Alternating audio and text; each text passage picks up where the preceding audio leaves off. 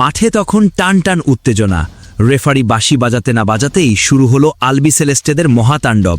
সুইজারল্যান্ডের রক্ষণভাগকে রীতিমতো কাঁপিয়ে দিয়ে ম্যাচের শুরুতেই এক অবিশ্বাস্য ধাক্কা দিল আর্জেন্টিনা। লিওনেল মেসির সেই জাদুকরী পাস আর তারপরই যা ঘটল তা দেখে স্তব্ধ পুরো ফুটবল বিশ্ব। কি ঘটেছিল ম্যাচের ঠিক নবম মিনিটে?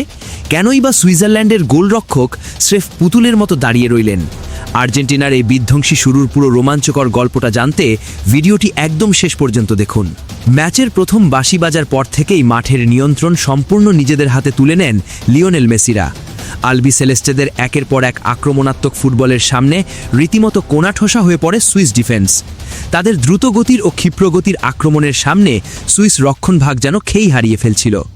আর এই আক্রমণেরই চূড়ান্ত ফল আসে ম্যাচের ঠিক 9 মিনিটে। আর্জেন্টিনা পেয়ে যায় একটি মূল্যবান কর্নার। আর যেখানে বল পায়ে আছেন ফুটবল জাদুকর লিওনেল মেসি, সেখানে ম্যাজিক তো হবেই। কর্নার থেকে একদম নিখুঁত মাপে বলটি ডি বক্সে ভাসিয়ে দিলেন মেসি।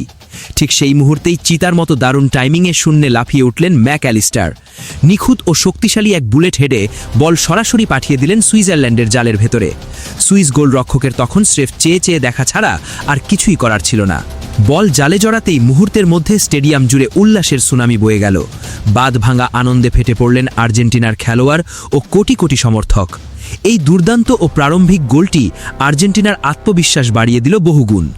গোল করার পরও কিন্তু থামেনি মেসির দল, বরং ম্যাচের নিয়ন্ত্রণ পুরোপুরি নিজেদের কবজায় নিয়ে সুইজারল্যান্ডের ডিফেন্সকে অনবরত ব্যস্ত রাখল তারা।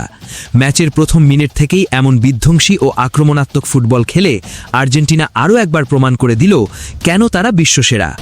আলবিসেলেস্টেদের এমন পাওয়ার প্যাক পারফরমেন্স দেখে মুগ্ধ পুরো ফুটবল দুনিয়া।